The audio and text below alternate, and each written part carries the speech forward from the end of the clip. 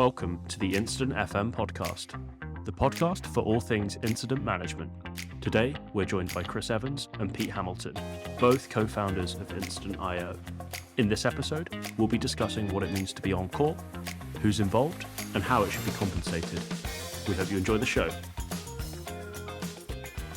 Welcome. Charlie, it is always a pleasure to chat to you. Nice to be here. Thank you so much. And Pete, also welcome to you. Thank you very much. I look forward to making a fool of myself on my first ever podcast. Excellent. So for the benefit of the listeners, could you both just spend 30 seconds or so sort of telling us who you are, what you've done, sort of a trip through your career so far and currently what you're focused on? Chris, maybe first with you. Yes. So by title, I am CPO here at Instant.io. In reality, lots of things. So right now I'm spending most of my time talking to customers, both like customer success, salesy type things, bits of marketing, and then working with Pete on product. So yeah, usual kind of founder mix. I think going back in time, I have worked my entire career in technology in one sort of guise or another. So originally like software engineering, spent nearly 10 years doing that, all sorts of fun stuff like embedded coding in C through to like web apps, Python, all that sort of fun stuff.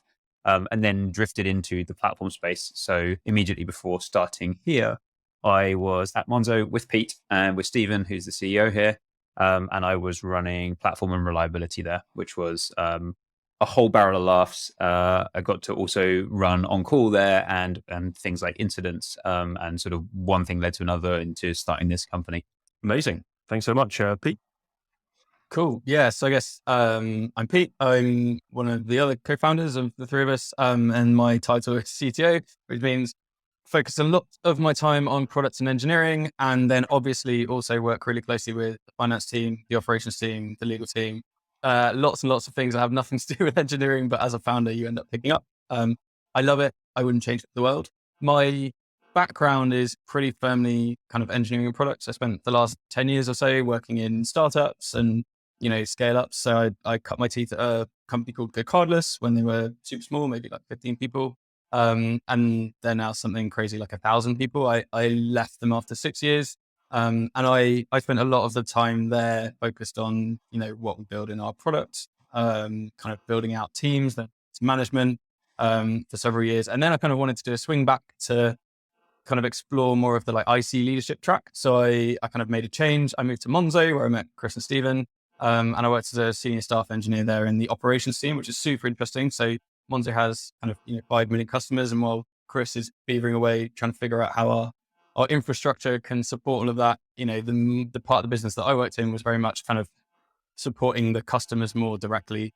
So like lots of teams working on what is a super interesting, super advanced system internally, that our support agents use. And that's super, super interesting. So I guess, we're going to be talking a lot about on-call and incidents, but, a lot of the sharp end of the stick kind of pops up in ops, right? Because customers go, oh, there's problems. And then you kind of go from there. So it's a really interesting bit of the business to work in from that perspective as well.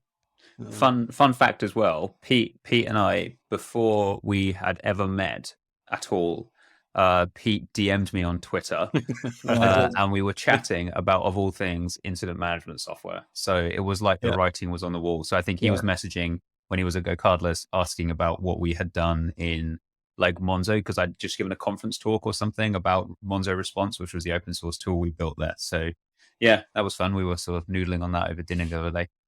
Yeah, I think I just spent like a huge amount of my time, having been at GoCardless for a long time, being one of the longer tenured employees, just getting like pulled into hairy incidents. And I was like, there must be a better way, which sounds very like I've scripted this, and I really haven't. And then I was like, oh my God, this thing looks amazing. And yeah, kind of serendipitous. And then that was like years before I even moved to Monzo. So it's kind of cool. Yeah. And then Pete was lucky enough to end up working with me. So, There we go. And look at you both now on the pod. Sort of all your dreams have come true. Very, very strange. Perfect. Well, thanks both for the introductions there, and kind of as Pete kind of spoiled for us, the theme of today is going to be chatting through on-call. And I think we should just jump straight in. So maybe Chris, you could start by explaining super simply, like, what do we mean by on-call, and why is it important? Yes, I think if you look at companies that provide any kind of service that needs to be online all of the time, so banking, clearly, right? People need access to their money. E-commerce, you need to sell stuff, and if you're down, you aren't taking money. Marketplaces, or there's like a myriad of organizations that exist and need to make sure that they are online and working. As I think anyone who's worked in technology will know, technology does not work all the time, and humans are often the sort of the glue that holds those things together and keeps systems online, keeps services running, all of that kind of thing. And during the day, that's like easy mode. During working hours, like that's just the job. But when everyone clocks off at 5, 6 p.m. or whatever else time, you need to have like a support structure in place that's able to keep track of what's going on, but through like monitoring, and be available to respond to things that might not be working. And that is broadly what we mean by on call. So it's typically, we look at the elements, it's like a group of people who are assigned to be responsible for the like ongoing operations of a particular service or something. They will be on a schedule typically, so they'll be on a rotation. You don't need the whole team online at once. You just need a person who's there to be, paged, which is like old term, not terminology, because you used to be paged with a little pager. Now you just get a phone call or a push notification. And then it will also include things like escalation policies. So, getting hold of an individual is never going to be 100% watertight. They could be on a train, or their phone could have died, or they could have some other reason why they can't get to it. And so escalation policies are like the building blocks that typically say, well, if this person isn't available, here's the next person that I would go to. And all of this whole on-call thing is in service of just keeping, your systems and everything else online. Great. And I can imagine with like something like on call, getting people invested in that process, getting them to sign up could be quite challenging in some organizations. I wonder, Pete, if you've got any sort of lessons learned or thoughts on like who should be included in that rota, and like how do you get them sort of signed up and invested? Yeah, I think there's sort of two broad schools of thought or ways that I've seen companies do this before. And I think it's worth maybe talking a little bit about each. But I think for me, getting as many people as possible onto some degree of on-call rota is really, really important for a whole number of reasons. I think like first and foremost, it's about giving, particularly in the context of engineering teams, I actually think on-call is much broader than that, but let's focus on engineering for a second. I think giving engineers that really tight connection with the impact of the work that they're shipping is really important. And obviously there's the customer visible version of that. Like, you ship something, customer says it's great, we're here.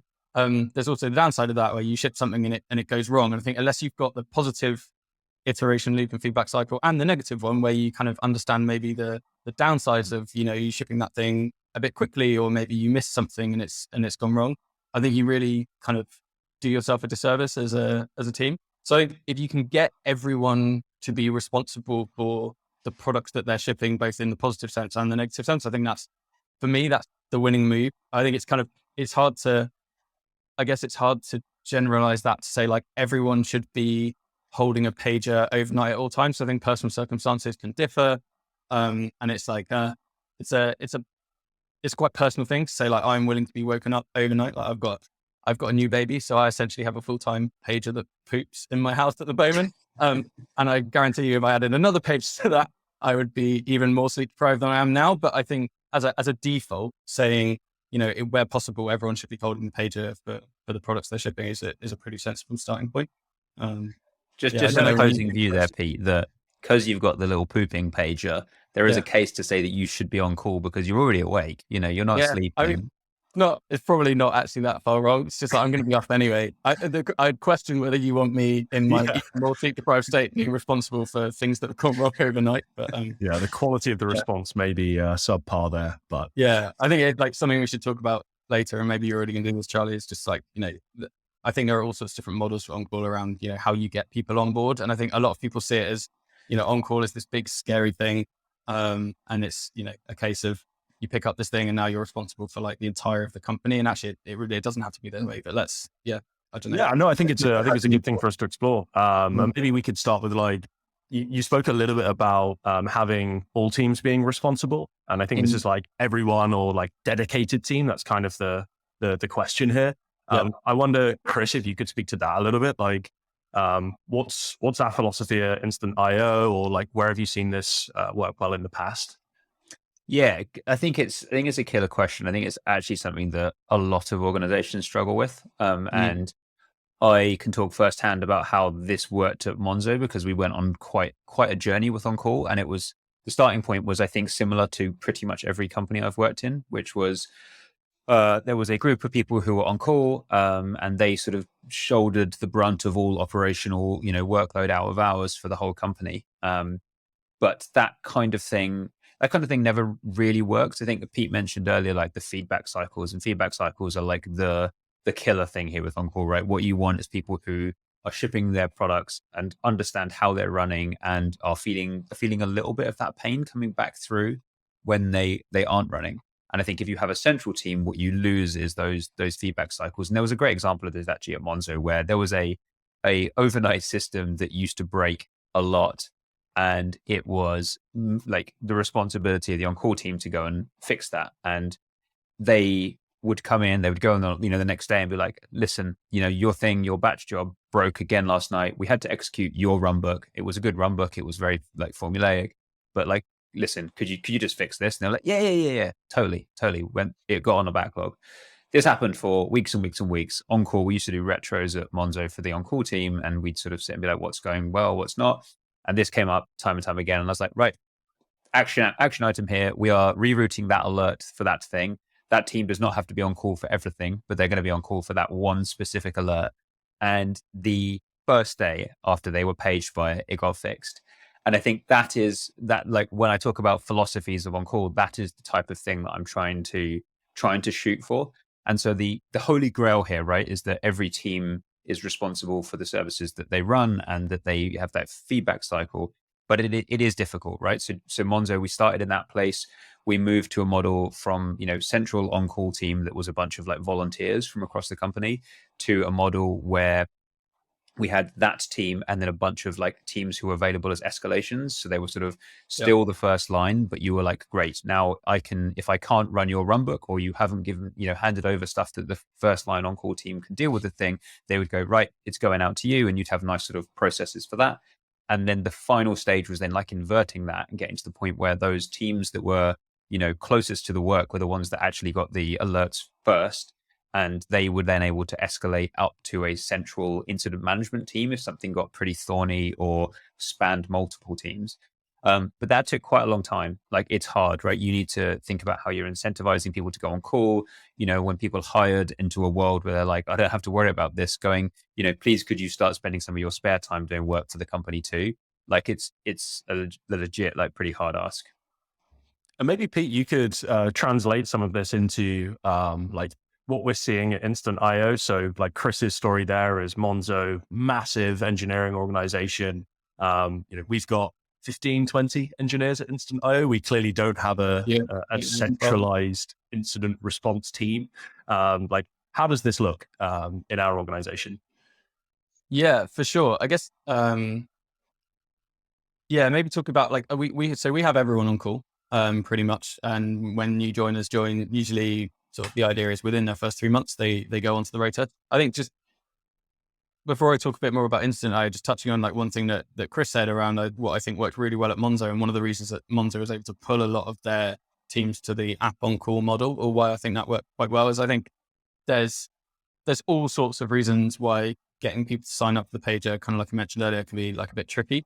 I think one of them is, this holding this pager is like, yes, there's a personal inconvenience, and we can talk about, I think there's a ton of ways that you can mitigate that. And we do that really well at Instant IO. I'll cover that in a sec. But there's also the level of responsibility and going like, if I am, in buck stops here mode at 2 a.m., do I feel comfortable with that? And actually it doesn't have to be that as the definition of on-call. And I think, one of the things that made me comfortable getting on the pager at Monzo really quickly was going, cool, I know, I'm happy to be on call for my stuff, but if it breaches my level of context or expertise, I can press a button where I'm going to get someone who's been here for a long time, can help me debug this, can help me figure this out. And having that escalation path is one of the things that I think helps with that. So maybe to contextualize it in your question of how does it work instantly, things that we do to help get people more comfortable with signing up the pager. So I think one is, always having an escalation path. So the 3 founders, for example, we're kind of always open, and we are all on the pager as well. obviously we all come from an engineering background, so that's quite familiar, but I think that's quite abnormal that your kind of executives are on an on-call rota. But at any point the team can pull us in. So if there's something where we need to make calls at 2 a.m., like, of course I'd rather hear about it than not. Right. I think other things that the team do themselves. So this is not like, we drive this, the team have sort of organized this themselves. And I think it makes a healthy rota is like, we're pretty flexible with schedules. So we have a default schedule, but the team will coordinate amongst themselves. We compensate people for on-call. Maybe that's something we'll talk about a bit later, but that removes the IOU element of like, oh, well, I take Chris's rota, but like at this point it's all spending goodwill and it's all trading IOUs. And actually it's more like, no, kind of everyone's happy to pick up the pager, swap call shifts with each other. And the company bears some of the sort of inconvenience cost of that, as opposed to it just being sort of personal relationship credits that you're trading. And then being really, really open to kind of overrides is something that we do a lot, right? So it's not that once you hold the pager, it's like tag, you're it, see you in a week, and there's nothing you can do. Like we have lives, we have things that we want to do. Where actually, occasionally getting someone else to cover you for an hour is a thing you want to do. And so we make extensive use of overrides. We've made that a very socially acceptable thing in the team. What else do we do? I think, even over things like Christmas and New Year, people will be like, cool, I'm on call, but I'd love to go for like a 15-minute walk with my family. I'd rather not take my laptop and phone with me. Is anyone available to cover? And right now at our size, and I can't say that it works when you're a 1,000-person team, but I think in an app on call world, it probably would. The team are very active about shifting stuff between them. So I think it's having a very sort of group or collaborative mentality to on-call. It's like, we all want this to be covered. We're all going to help each other out. One of the things the team's really good at here is, if someone has a really rough night, maybe, someone in the team got paged like 5 times recently. It was like really, really rough evening and very, very abnormal for us as a team. And without asking, someone's come in and by 9 a.m. they've gone, oh, that sucked. Like, I've taken your shift for the next 2 nights. Rest up and get some sleep. And I think, building a culture like that around your on-call makes a huge difference. I feel like I've gone on a bit of a like, on-call shouldn't be a scary thing rant, but it's, I think we've embedded that mentality really well here at the moment. And it's, even as we scale, that's something that I really want to cling on to, I think. Yeah, well, that's it, Pete. You've used up all the time. It was really great chatting today. My podcast. I will see you all again. Charlie and I could just leave you to it if that's cool. We welcome the on-call rants on the on-call podcasts. So you're in the right spot. I think there's a few really interesting points that you made there around like compassionate on-call culture. And one thing that I know we've spoken offline a bit about is sort of this idea of heroes in the organization. And I think that's something in the on-call space that can be very like prevalent. The person that's always getting pulled in because they've got the most knowledge.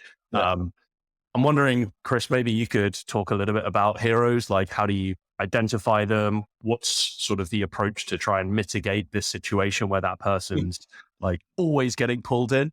Because it feels great at the same time, right? You're the SME on all of these things, but something to look out for. I mean, firstly, thank you for associating heroes and jumping straight this way rather than to Pete. Yeah, to avoid a rant. It's slightly like flip-flop answer model we've got has really like done me bad. Sorry, Pete. No, it is a good question. I think it's like, this is especially true in organizations that are. No, I'm gonna wind this back. I was gonna say this is true in like startups, because you get people who have domain knowledge, and then like they are the first engineer in and they have all the context. But as I was saying that, I was like, this has been true at many companies, so it's completely false what I was gonna say. But you find these kind of special people in all sorts of organizations, and they are both awesome and like terrible. And awesome for the obvious reasons that everyone breathes a sigh of relief when they drop into the incident channel, because it's like, great, Pete's here, he knows everything about this stuff. It's terrifying. The poop pager has gone off, right? The poop pager has gone off. Absolutely. But like, it's great. But I think when you look at like organizational risk, they pose a massive one. They are people who, if they're not there, the counter is true. And that is for me like a signal of a pretty unhealthy organization. And I think what is hard in a lot of organizations is being able to see these people in existence at the right level of the organization. So I think it's really obvious to engineers who these people are. It's, obvious, but maybe less so to engineering leaders and to people at the top of the company who are, managing managers of engineers or ICs. They're often oblivious to that. And those are the kinds of things that they care a lot about. So this is actually something we think about a fair bit with Incident.io in so much as we have this ability now when you're starting to declare incidents with our product, and we use this internally for all of our incidents, you can start to see where all those hotspots are. Yeah. And so, yeah, I think this is something where it's like, first of all, you need to see it, and then you need to have a system in place for figuring out how you avoid it, because it's great to go Pete's the hero, but it's like, well, what's the systemic way that I can now de-hero Pete, or commoditize access to that knowledge? And I think there's a few things we actually did with this at Monzo. So like one of them was run booking things. So we introduced early days Monzo, it was like a bunch of founding engineers who were responsible for all of the on-call system. They were excellent, but they were like pulled into everything, and they had all of this knowledge. And so what we did there was we said, right, listen, there's going to be, for every time one of you is on call, there's going to be someone who doesn't have that knowledge shadowing you. And their job is to scribe things out of incidents, to go, I don't know how you even knew that dashboard existed over there. Like, I would never have gone and thought to look at that.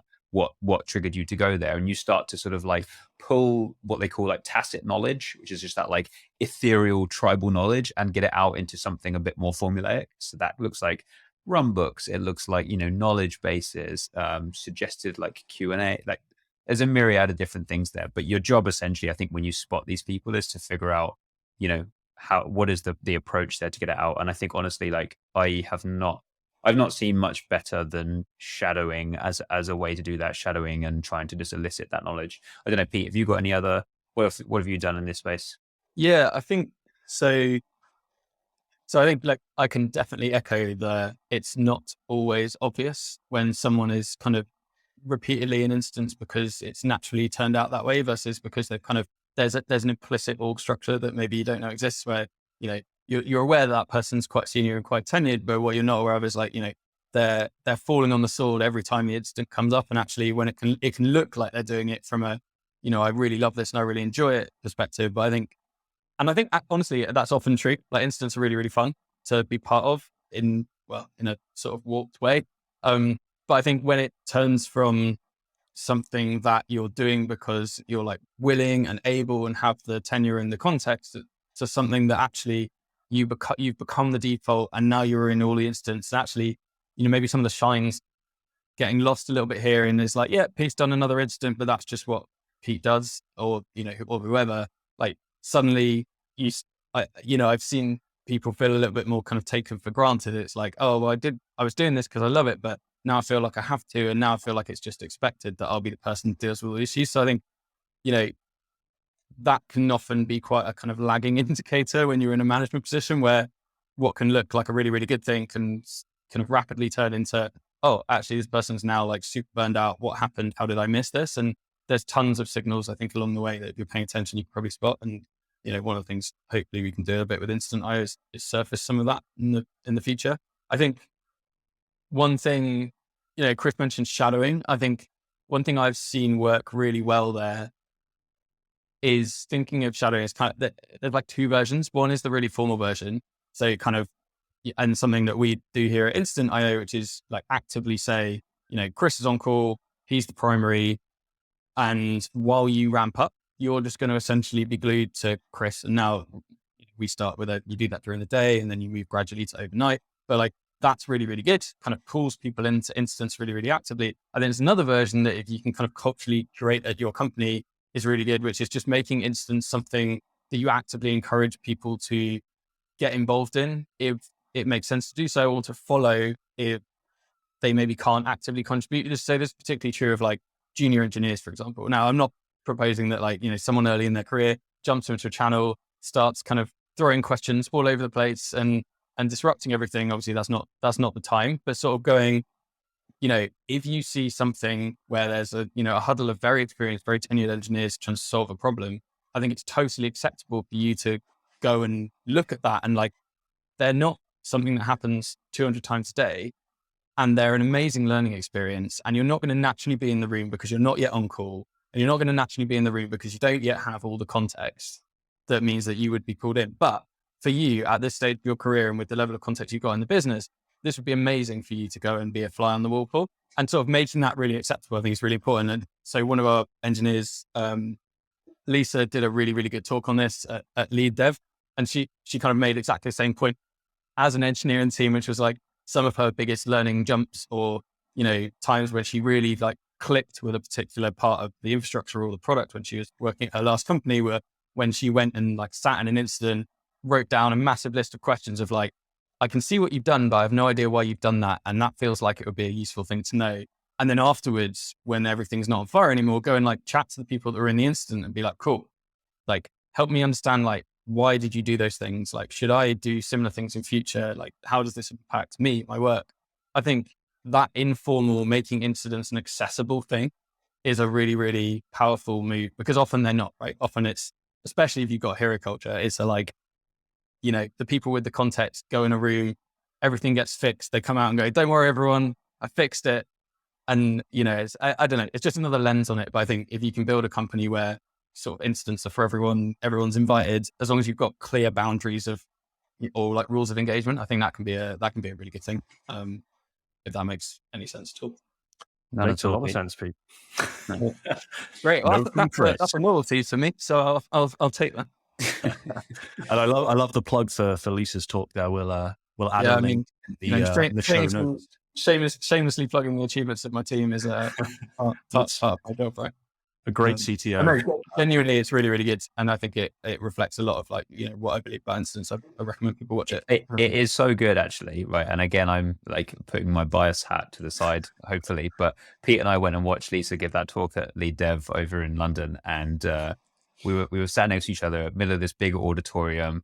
We were sponsoring the conference. So like our logo of our company was up on the thing. Yeah. Lisa gave this just like incredible talk where you could sort of, when you're at a conference sometimes and you can see people and they're like on their phones and everyone's like back to work and someone's talking, and you're like, I feel so sorry for this person. It was like the opposite of that, which is like people slightly edged forwards in their seats. Like, I genuinely think it was excellent. I said to Pete at the time, I was like, I actually feel a bit emotional, like this little company that we started building. I think your words were like, I think we might have built a real company or something like that. Yeah. No, it was really good. I think, it was, that's the sort of stuff that I guess it's also, I think for me personally, I think it's really, really cool seeing a lot of, we care about this and we do a lot of it internally. And there's a lot of things that, Chris, Stephen and I believe passionately about, whether it's instance or on-call. And we're sort of putting a lot of that into practice in the team.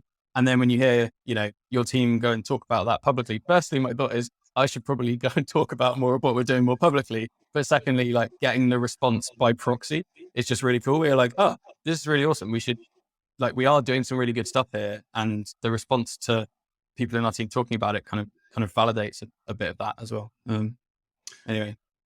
Absolutely. I'm going to move us on a little bit and talk about the elephant in the room, which is obviously on-call compensation. It kind of touches all of the things that we've discussed so far about getting people bought in and feeling like they're operating in a well-functioning on-call team. Wondering if you could share some views on on-call compensation. What do we see across the industry? Kind of what's the thing that works best from your experience?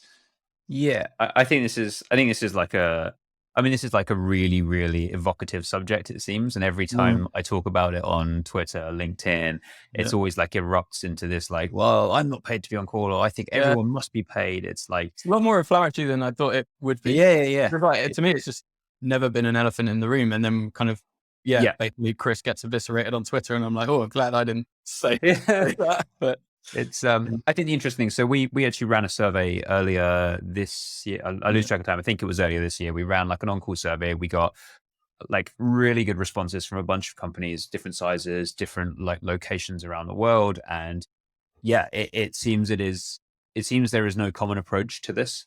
So if you look at Europe, typically it's quite common for folks to be paid for on-call as a sort of separate thing from their main salary.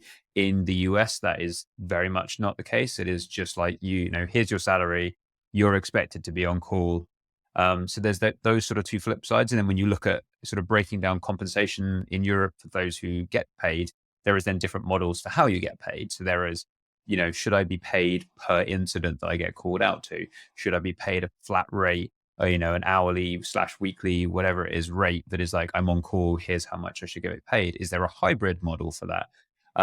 And there's obviously like weird incentives with various different ones of those.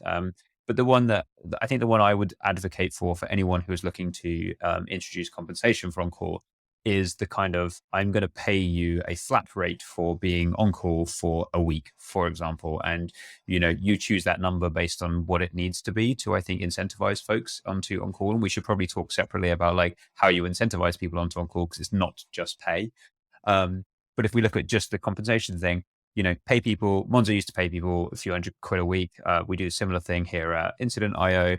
And I think there is then the immediate backlash when you take it with that approach is people go, yeah, but if I work that out as an hourly rate, you're paying me absolutely like nothing compared to my salary. And my response to that is that on-call pay should compensate for the inconvenience of having to think about bringing your laptop with you places, and the ideal case is that you do absolutely zero work in your week on call, right? That's what everyone should be striving for. Is if I have incredibly high page load, that is something I would advocate for a team swarming on and fixing, more systemically.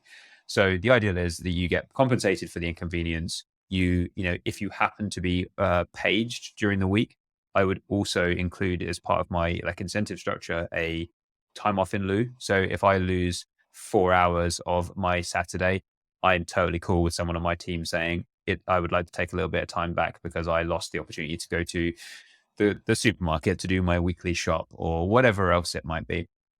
And I think that works really well as a sort of a compensation scheme. Things that it also things that really work well in that scheme as well is that when you look at overrides, which Pete was speaking about, in a world where you don't pay people, there's a weird, like, if I say to you, Pete, could you cover me for an hour? There's this weird, like, I'm not getting anything for that, but so you're not getting anything for that by covering me. So you're like, yeah, but can you cover an hour of me at some point? And everything becomes very transactional, and everyone's like, well, I've done more hours than you, and this and that.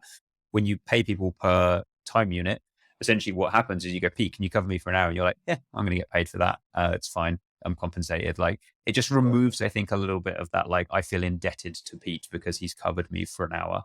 So that's my views there. I think paying per incident is a slippery one.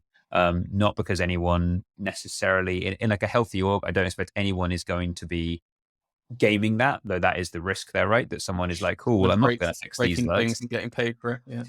Yeah, exactly. I think it is, for me, it's less the gaming aspect that concerns me about that. And it's more that if I have to carry my laptop around for a full week and I don't get paid, and in the back of my mind, I'm like, oh, I've got to be 30 minutes away from, Wi-Fi, and I don't get paid, I also don't get any compensation. So I'm more concerned about that way around, which is like, it doesn't feel fair on the person, on the receiving end of this. But it makes it a bit less zero sum, right? Because it's the angle that you could go with is, it's an inconvenience, but everyone has to do it.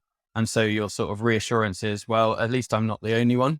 And I feel like that's or if we're trading, I take over an hour of your shift. It's like you said, I don't get anything. You could argue, well, you get the warm fuzzy feeling of knowing that you've helped Chris, and that's something your team should want anyway. And it's like, yeah, but that's a sort of very technical answer, and sort of conveniently avoids the emotional part of that, which is like, yeah, but it would be nice if there was some recognition beyond just like a thank you, because it might be, 30 minutes in hours is totally different to, for me, like 1 hour from 7 to 8 p.m. when I miss bath time, right? So it's like, hang on, just to be clear, is this your bath time or your son's bath time? No, my bath time is cool. Okay. Pete's very, very militant about his bath time. But yeah, it's like, and override. It's like an assumption there that, like, all of Chris's hours and all of my hours are pretty equal and interchangeable as well, which is also not true. So like an hour of Chris's time, an hour of my time is like, well, an hour of my weekend, is that worth the same as like an hour of Chris's morning? And like, it just, you don't even really want to be thinking about everything like that. And so I think if the company can shoulder a bit of the burden, like Chris said, to go like, cool, we'll acknowledge the inconvenience and we'll kind of compensate for that. I think that's a really promising. That's how we do it here, for what it's worth. I think one maybe slight caveat is the difference between like in hours and out of hours, and acknowledging that, actually while you're at work, like you kind of, everyone should shoulder responsibility a bit more collectively. And like, we're already paying you to be in the office. So there's no particular big inconvenience. And so maybe some companies might want to separate out, like, being responsive on the pager when you're at work anyway, versus explicitly calling out outside of work. And why I think that can matter is, imagine a world where we go, it's okay to trade hours because we pay for the inconvenience. And so I go, oh, cool. So what I'll do is, Chris, if you could cover my shift all evening, I'll cover your shift tomorrow between 9 and 5. Is that cool? And it's like, well, no, because that time is way more valuable to Chris that he'd be spending with his family than the time where I'm going to be frankly sat at my desk working anyway. And so, yeah, I don't know. There's some other little tweaks you can make to the way you structure how you comp that I think are worth considering. Absolutely. I'm taking away here. Do not interrupt Pete's bath time is my sort of main. He needs his bath time. Very valued. Chris, time. anything you want to add there around like incentivizing people in other ways? Yeah, I think it's interesting. Like pay is always the one as like that's the carrot that I dangle to engineers to say this is why you should come and be on call.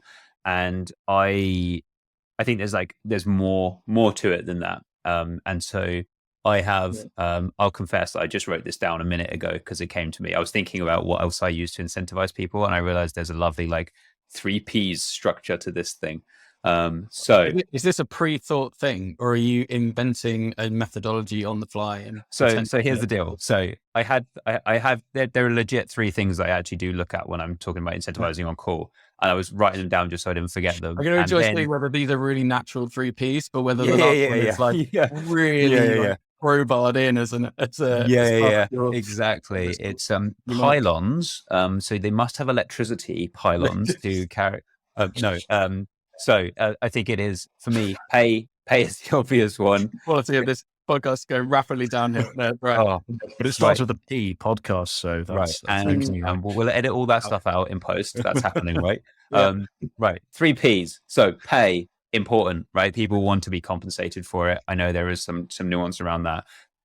P, process. It's like you can incentivize people by making the process when they are actually like called out by something going wrong really good. This was literally the reason that I wrote the first incident tooling at Monzo.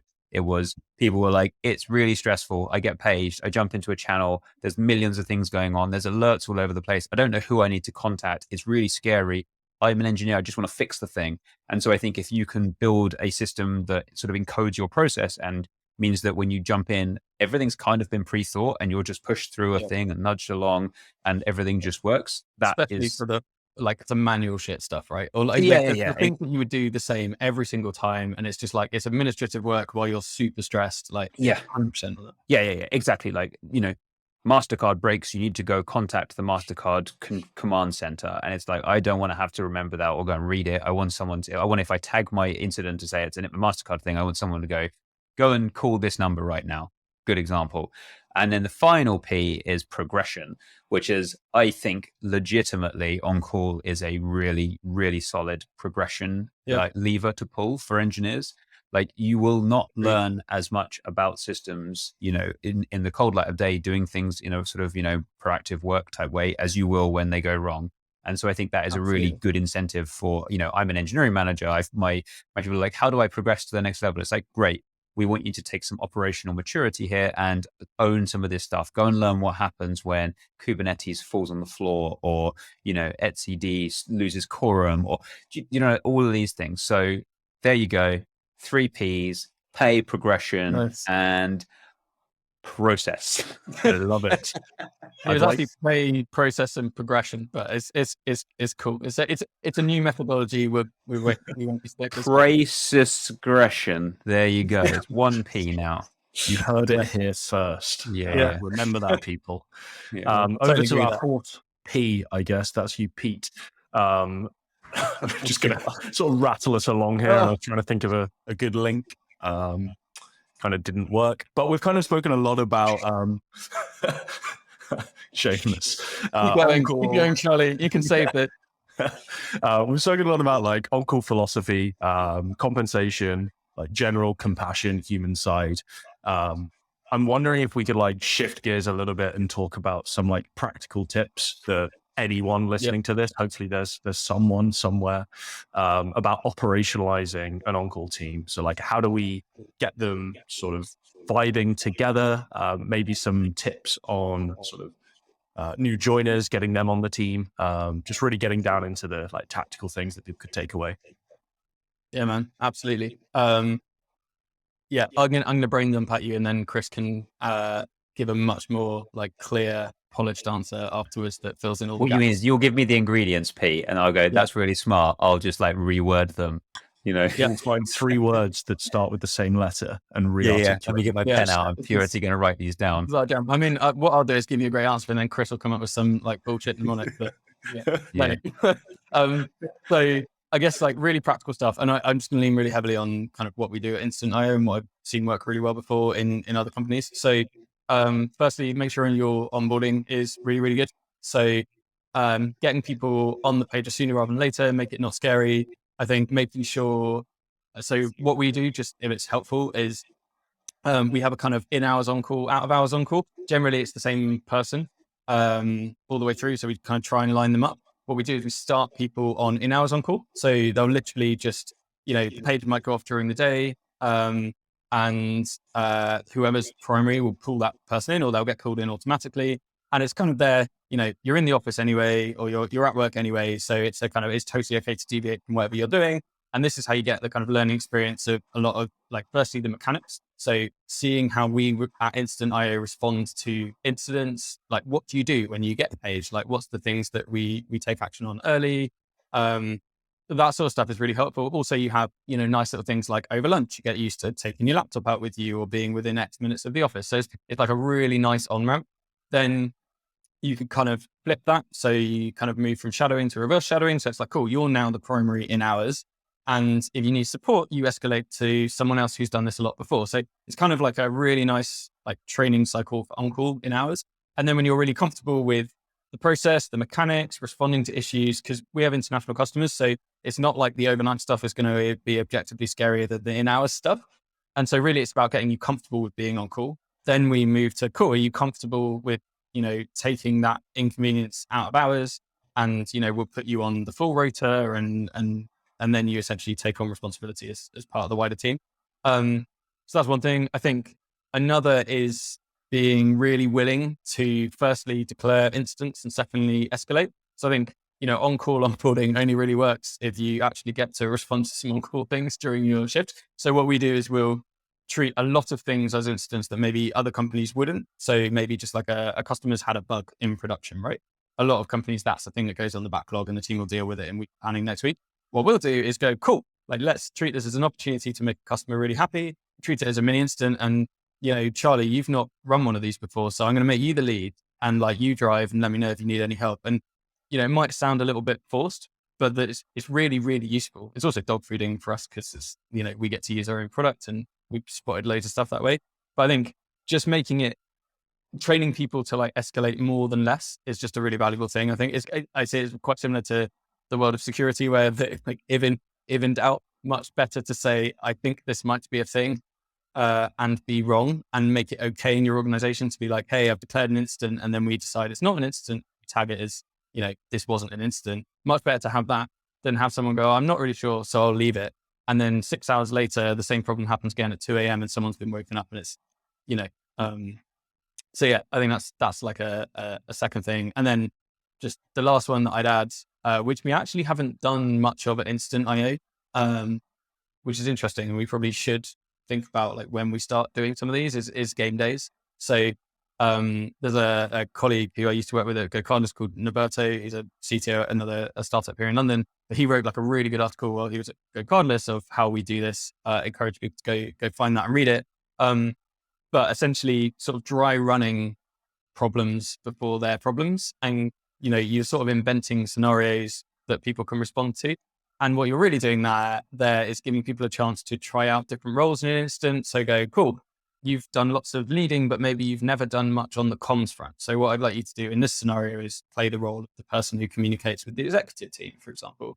And then what we're going to do is dry run a scenario amongst the team of like, our database has disappeared and we can't talk to it. Like, cool, what are we going to do? It's like, right, well, firstly, get a handle on, how quick can we get it back up? What's the broad impact? What comms do we want to send to customers? And it's like, you're going through the motions and you're sort of, often you have a goodie team and a baddie team, and baddie team is trying to take stuff down and goodie team is trying to fix it. So you can make it feel a bit more real versus just tabletop card exercises. But, just dry running things, if you don't have those real incidents, big or small, can be a really effective way of, trying out different scenarios with the team. It can be quite fun as well.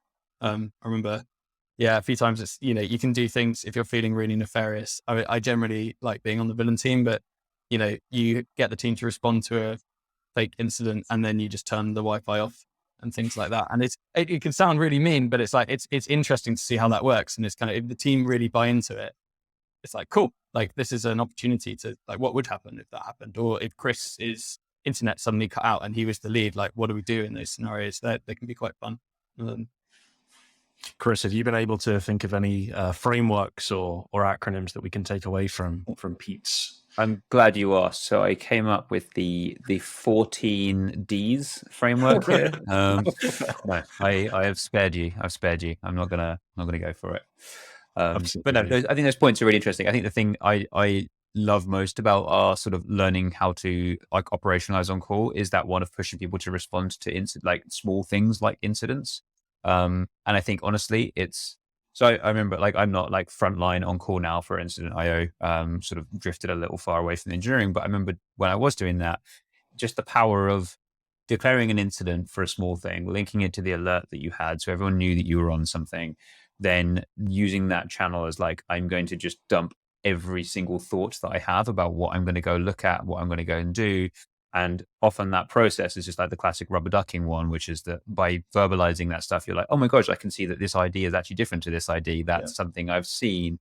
And then the benefit of all of that stuff is that anyone else in the organization can use that as their basis for learning, right? So someone goes, how did you know to fix this thing? And you're like, oh, well, I just saw it. And there was a great actually example of this, like early days. So we have part of the product work that will let you send an SMS to someone automatically with Incident IO. And I remember there was an issue where I got an alert while I was on call, and I'm like, right, this one, this SMS is failing to send as part of this workflow.